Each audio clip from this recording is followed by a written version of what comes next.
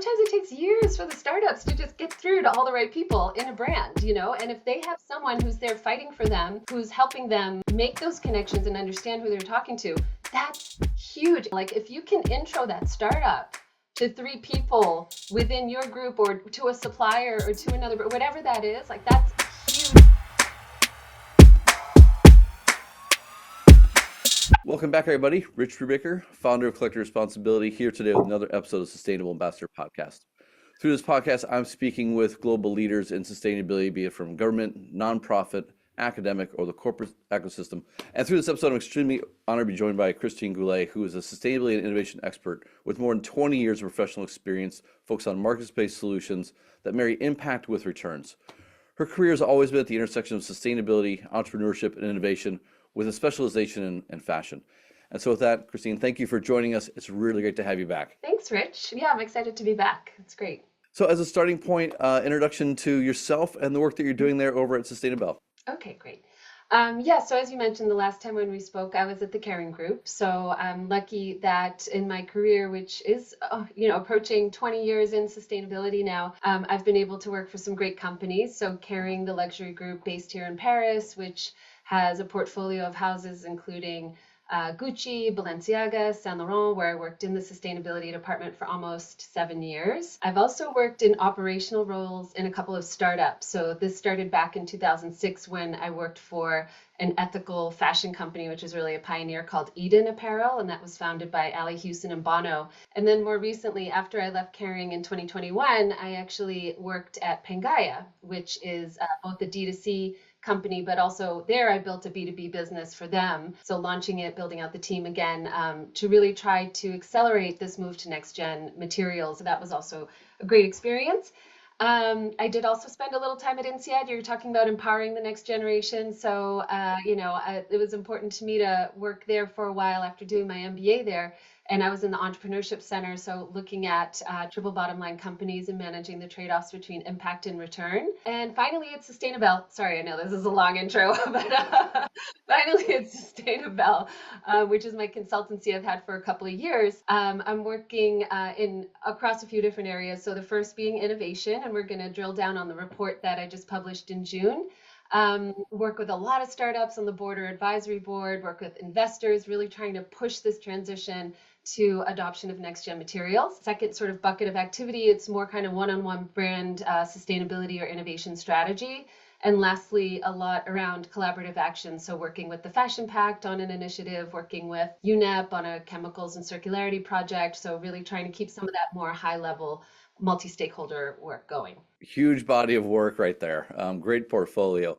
And that kind of leads me into, you mentioned the report, the next gen. The report was the next gen to this gen. Can you talk a little about the report itself, what its purpose was, and how did this all come together? Right, yeah.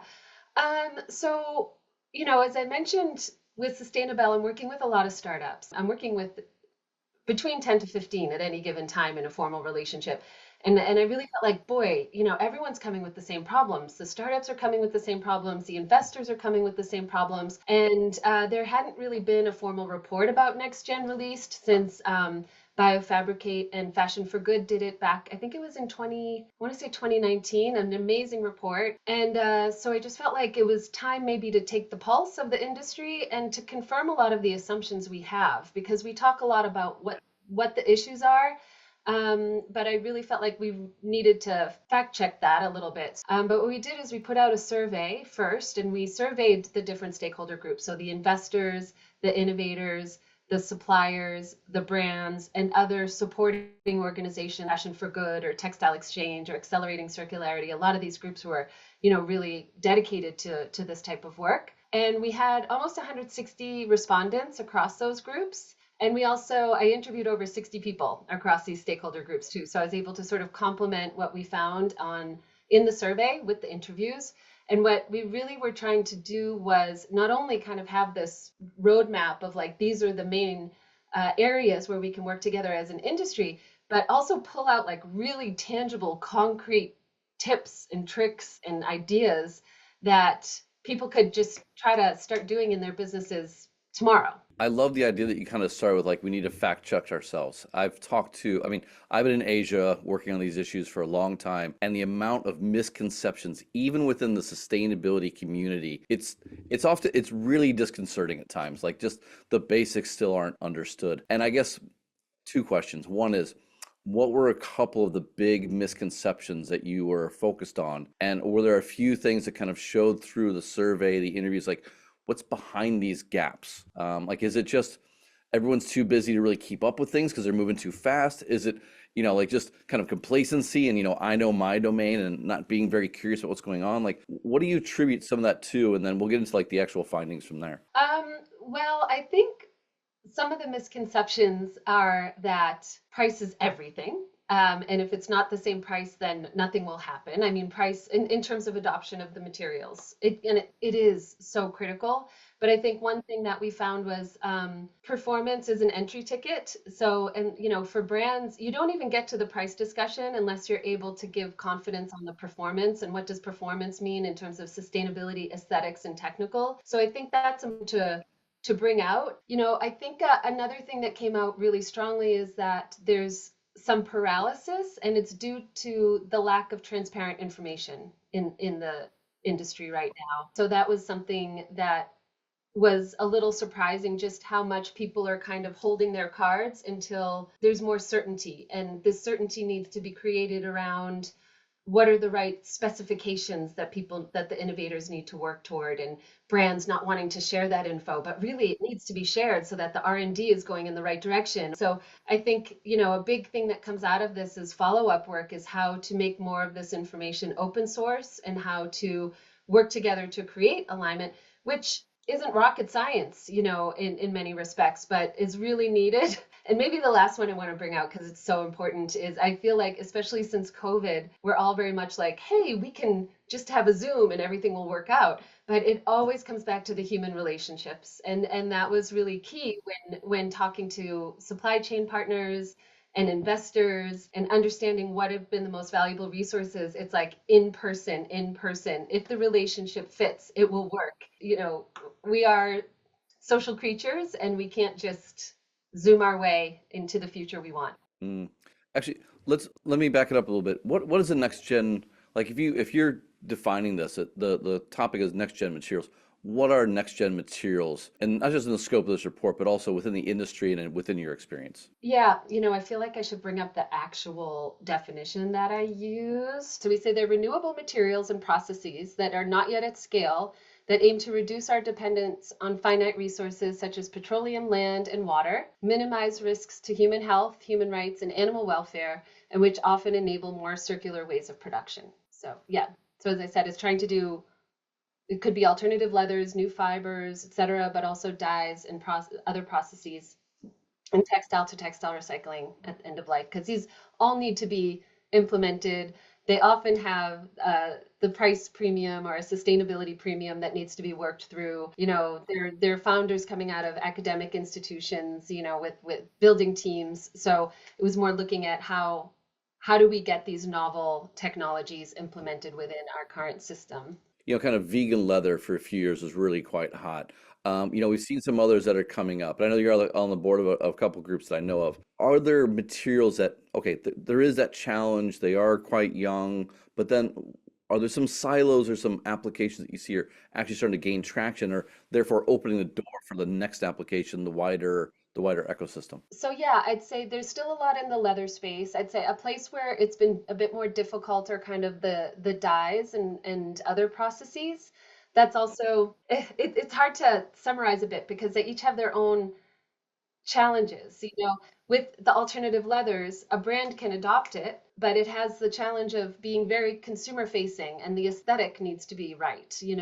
Whereas for the processes and dyes, for example, it's further upstream. So it's hard for the brand to adopt it. It really needs their supplier partner to adopt it. But on the other end, it's not necessarily going to be as consumer facing. Like if you're using a black dye, like I work with Nature Coatings, which is doing a black pigment made from tree waste. You're using the color black. A lot of consumers, and they're luxury houses and others who say there are many different blacks, which is true. But, a lot of consumers might not tell exactly, oh, well, this is a different black than that black. You probably understand that brands are used to working most of the time in buy production where they only deal with their manufacturer and they don't necessarily know who's doing anything else upstream. So trying to interject the brand higher up in the value chain is a challenge. I mean, it's happening more and more now, but it's a challenge. So it kind of depends on the bucket of type of innovation to see where it's easier to accelerate it and where it's more difficult. How often do you find that, like with this, say the black dye, or I know like there's some other dyes that they're trying to really perfect around blue and reds right now. Do you find that small niche companies are able to adopt that and they're more willing to adopt that versus say the large mass consumer markets? Like, is that where people should be facing right now? Or, the problems are with the H&Ms and Adidas and Inditex and those groups. How much do you try and make, help them shift knowing that the pain barrier is going to be much thicker? So one of the findings in the report is just how detrimental it is in the big organizations that they have these silos that they're operating in. And, maybe the innovator is making progress in the sustainability department, but once it gets to product, like everything stops. So, one of the big things is how you connect among these silos. And that's one of the reasons why it's really, really difficult for big companies to kind of push this through. So that's a really tangible thing. Like, hey, you're working in a brand. One of the biggest things you can do, it doesn't matter if you're junior or senior or whatever, is being the champion for that innovator. And that means you help make introductions within your group. You help tell them, oh, well, these guys are going to be most interested in this. This is what their problem is. So you're helping guide the startup through your organization. Sometimes it takes years for the startups to just get through to all the right people in a brand, and if they have someone who's there fighting for them, who's helping them make those connections and understand who they're talking to, that's huge. You can't underestimate that. And people don't understand how important that is. So instead of just like writing another, I don't know, internal email, like if you can intro that startup to 3 people within your group or to a supplier or to another, whatever that is, like that's hugely beneficial. So that's one thing I want people listening to take away. Like your first job, it doesn't matter. Make intros. What's the role of consumers here? And how do you think brands need to separate signal and noise to maintain kind of a consistent approach? Because what I find is a lot of brands go up, they go down, they go up, they go down, they go water this year, energy next year, pets the year after that. Like there's a lack of consistency as well. So I'm curious, like anything you found there, and like what are some best practices for kind of separating the signal and noise right now? So in the report, I do say that it is one of the drivers because we are seeing like the young generation is quite focused on this. We are seeing some evidence of conversion. There's a report with McKinsey and Nielsen that I highlight across different consumer groups where things that are marketed are as sustainable. Historically, however, there is actually a sustainability liability, not a sustainability premium. And I do have a little vignette about this in the report, but that consumers have seen sustainable products as being more expensive and less performant. So I actually advocate that when we're talking about next gen, we talk about an innovation premium and not, and not a sustainability premium. So talk about the technology, because I feel like there's probably more of an audience who's more of a market who's interested in buying a new technology than maybe who's interested in buying a sustainable product.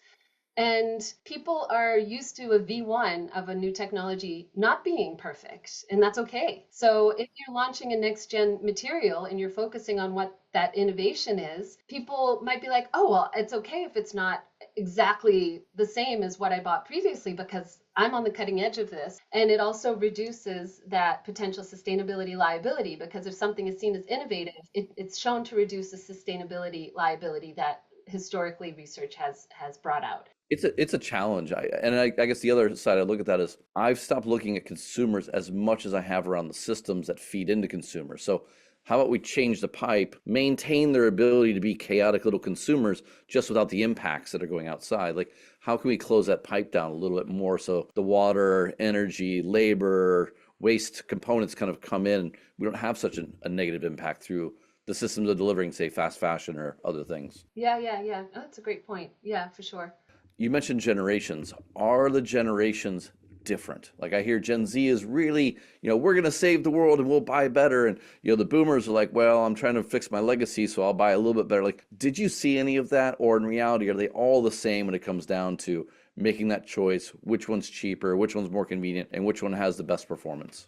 So the whole part one of this report is like building the case for why next gen is happening in good faith. I'm saying these are the reasons, these are the drivers why I think this is happening. And it's the sustainability targets that brands have set and the expectations that investors and others have that companies act better, the expectations consumers have, the new legislation that's coming into place, the risk to traditional supply chain. Like these are all, there is like a perfect storm that's pushing this industry forward. But like in general, we have terrible data or in fashion, and I complain a lot also that for a creative industry, we've been incredibly uncreative about the business model. We just keep doing the same thing over and over. Like with the next gen materials, it's like organic cotton. We're like, this is 30% more. Why aren't you buying it? And it's like they're not. The brands are not going to buy it if it's 30% more at scale. We've got to, and I spend a lot of time in the report talking about tricks or tips for pricing and how to decouple the premium from the procurement cost. Put the premium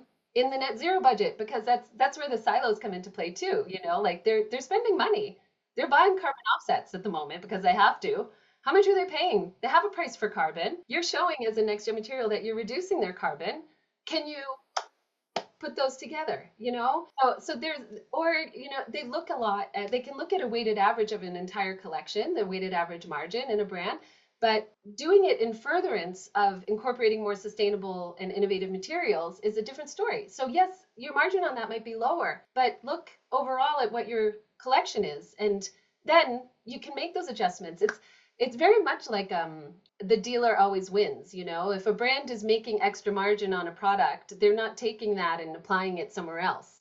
They're just mad when it's lower, right? These are the things we need to start thinking of if we want to be able to fulfill some of the other targets that we've set as companies. So thinking a little bit differently, you mentioned all the things that are kind of the perfect storm bringing things together. Besides, say, regulation, a lot of these new materials, they solve for water, they solve for labor, they solve for recyclability, they solve for, like, what are some things that are outside? They're traditionally like sustainability topics that you think are also coming in. Like, we have 3 cotton bases in the world. One of them is always in distress. Does that economic reality show through and actually provide a better business case year over year for some of these new materials? I think it's beginning to, but I don't know if it is so much yet, but that's actually something I'm working on now, is putting together the business case for sourcing better cotton. There's actually there are really interesting reports done at Cornell, which I cite in the report too, about productivity. And because of heat within factories, because of floods in a lot of the producing areas like Bangladesh and Vietnam, et cetera, what does that mean for brands in terms of the cost that's going up? People can't work, So I think this is coming into play, but I still think we're not presenting it well enough. In general, we talk about the business case a lot, but actually presenting that in a great, like, quantitative modeling way that's going to make the finance department go, oh wow, like I still feel like we're not necessarily doing that enough. So with this current report I'm doing, that's exactly what we're trying to do, is build that financial model around supply, demand, price due to climate risk, due to non-compliance, due to missed sales. Is there anything around marketing and uplift or not that we can bring out? So yeah, and then eventually doing it across other materials as well. When it comes to, say, finding new business models and thinking of things differently, what's the idea or what's the opportunity for brands or supply chains to begin investing into the next generation? Like, is there an opportunity to, say, pre-collaborative, pre-competitive funding and sharing of R&D to bring some of these things to scale? Is it a good idea to start saying, hey, take equity in my company, that way I can actually, yes, I'm more expensive, but you've got shares, so over the long term, you're balancing out. Like, is there anything there that you think is either exciting or innovative, or anything that you're seeing come through? Yeah, definitely. So I think there's sort of a growth in the activity, and as well as in the number of CVCs, corporate venture capital arms, in these startups. So and that's been happening for the last few years. So you can really look and see H&M, they just did a recent investment in Sire or Sire, depending on how you want to pronounce it, but this textile recycling entity, which is also a new model, which is quite interesting because they brought in an industrial with Vargas, brought in someone right off the bat that knows how to industrialize things and is an expert in scaling and engineering. And there was also a huge offtake commitment attached to that of $600 million. I think that model is quite interesting. In making sure that in order to enable scale of these startups, you're getting the strategic partnerships and investors in very early, not only on the brand side, but on the supply chain side. And I think that's something we need to all look at, is how to get the incumbents and suppliers really involved early on to help support the R&D, support the infrastructure, the scaling in terms of their expertise, but also financially. Right now, there's a little bit too much risk on the supplier side, and this is where the triangulation with the brand, the innovator, and the supplier is key. And we're seeing more of that. Pre-collaborative or pre-competitive in a way, like if H&M makes an investment into this company, do they openly hope that they'll go work with Inditex? Do they ring fence them and say, the first 3 years is us, and then you can go? Because I've seen both. And I'm curious, like, how much openness are you seeing these days? And do you feel like that is actually the key that we've been missing on some levels, like the ability for these innovators to be able to cross-sell and come to scale through multiple groups? There are pros and cons, and so I feel like a lot of times I'm not giving a totally straight answer, because I do think there are benefits and drawbacks to this. And if at the beginning you don't have a lot, if, as an innovator, you don't have a lot of supply, you have a brand who wants to come in and help get you where you need to go in terms of being really smart money that can connect you to their supply chain, that can help you understand technically, what you need to do, give you the right feedback, give you the right specifications to target. And they want to take everything at the beginning. It still can be quite helpful, because that's what the startup needs at that point of their journey. But overall, it can't last for long. If you're going to go down an exclusivity route, I think the purpose is to enable that close relationship that's going to lead to value add on both sides. After that, I think even the brand partners I've seen, or supplier partners, they don't want to be the only one using it. I mean, it's a huge risk to the innovator if there's only one client or customer, but also it's not going to be successful unless it can be sold across different segments of the market. So overall, I see that there are healthy negotiations happening around exclusivity, to really be smart around the benefits and drawbacks, and limiting it to a certain segment of the market, a certain type of application, a certain amount of time that makes sense, is the best way of approaching it. And then afterwards, kind of dividing up that supply as capacity grows on the innovator side, so that maybe a portion of that will go to that brand or supplier who supported them at the beginning. But obviously, you do need to diversify to have more security long term. Yeah. And what obstacles do you see or what headwinds or what tailwinds you see as kind of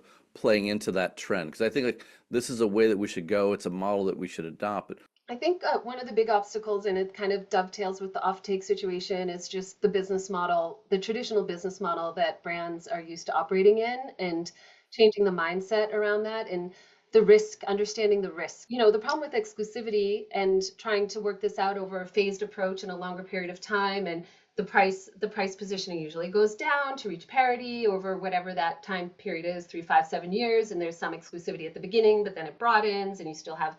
So, there are formulas that you kind of see play out in the market for sure. And I see it a lot with the different startups that I talk to and work with, and the brands that I talk to and work with. Getting those longer term commitments from brands, it's really critical for the startups to get the investment and to de-risk for the investors, so that they can see the market's here and it's ready.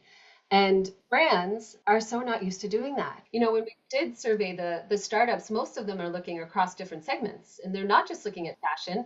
And I think there was just an article published recently, I want to say it was Rachel from Vogue Business, saying like, innovators are going to start looking elsewhere because it's maybe too hard in fashion, because there's not this willingness to open up the way they're thinking about business model. And we really need to do that. Yeah. so then segueing into our last segment around kind of recommendations for entrepreneurs and innovators, what advice would you give the entrepreneurs and innovators working to bring these next generation materials to scale? Like keep hacking away at the old model, keep figuring out new opportunities. Like what's the advice that you're giving some of these groups now? So what I use like a methodology for innovators of the key criteria that I think are important that I call TIP squared. So it's team, timing, impact, implementation, performance, price. So I think those are the areas that the startup needs to 100% make sure they're ready to give the answers that are going to make everybody feel comfortable around this. But when I work with startups, I help do deep dives on business development, prioritizing their funnel. I think it's really important for an innovator not to go and do a nice presentation and go, we want to work with you. What does that mean for the brand or the supplier? They need something more concrete. They need you to come with a framework and a structure and say, and this is how we work with our partners. And you need to have things looking, don't just sign a bunch of SOWs that lead nowhere. Don't just do a capsule that leads nowhere. Like what are the phases? What are the milestones? So there are a lot of things around that I try to help with, also because I did practice corporate law, and I've done a lot of supply agreements, offtakes, JDAs. What do you look at within these agreements that are going to help you get to that next step?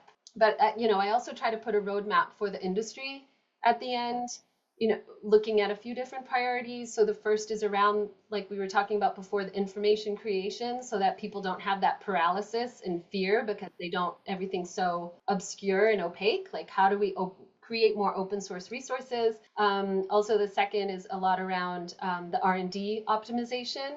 And there, if you're doing the triangulation with the suppliers up front, that's huge. It helps so much. How can you create areas where there's more access to shared equipment and resources? There's some funding out there. What do we do to tap into that R&D funding? And then the third is also about I think there's still a lot more that can be done around lobbying and in general building the pipeline of funds across different stakeholder groups. So with the lobbying on the government side, having more carrots than sticks. Right now it's all reporting and data and reporting, which is a natural first step, but we really need, if we look at solar and EV, like we really need the subsidies to help. On the idea of partnerships and collaborations, I kind of want to end there with how good are these innovators at collaborating amongst each other as well? Is that an area where you see, like, if people do it well, that helps them move a little bit faster? So I feel like there is a lot of informal collaboration among startups. It's hard when there are competing solutions, I have to say. But I do think it does work when there's someone who's further ahead than somebody else. So if there's someone who's doing alternative leather and they're already, reaching a commercial capacity, there's more that they can do to turn around and give to someone starting out who hasn't yet gone that far, where they're not maybe directly competing at the moment because the scale and maturity is so different. Okay, so as the last two questions, you're talking to an innovator, could be startup or already on the path to scale. What are a few pieces of advice you'd give them to get a little bit further, a little bit faster, and have a wider impact on the system that they're trying to change? Decouple the premium from the procurement cost. Buyers and merchandisers are disincentivized from paying anything more. Be creative about that. And don't be like someone selling their house thinking, my house is so beautiful, everyone will pay more for my house. They're not going to pay more. That's it. Get over that. It's not that they're a bad person. It's because they're in capitalism and their KPIs are based on margin. So be creative. And then for brands who are sitting in there trying to figure out how they bring these innovators in, very different challenges. What advice would you give to them? Like two or three pieces of advice on how to bring them in, how to bring the scale in the house, how to make it easier on yourself as well through that process. So I already mentioned be a champion and make those intros across departments. That's key. Form your own cross-departmental group that's looking at next gen. So take someone from sourcing, from sustainability, from finance, like create a working group on this, because sometimes just putting the sustainability person and the finance person together, like magic happens, because finance, they know that they're paying something somewhere else and that they can shift that. So that would probably be the number one, as well as put the right incentives in place for middle management who need to operationalize this so that their KPIs, the buyer is not only incentivized on margin, but also on the percentage of new materials that are launching to market. Again, they're looking across the collection at margin and not every product or whatever that is. So the alignment of incentives is a huge one that we often overlook. It's not just top down that the CEO says, hey, we have a sustainability strategy, go do it. It has to be really at every level of the organization that they know this is a priority for them.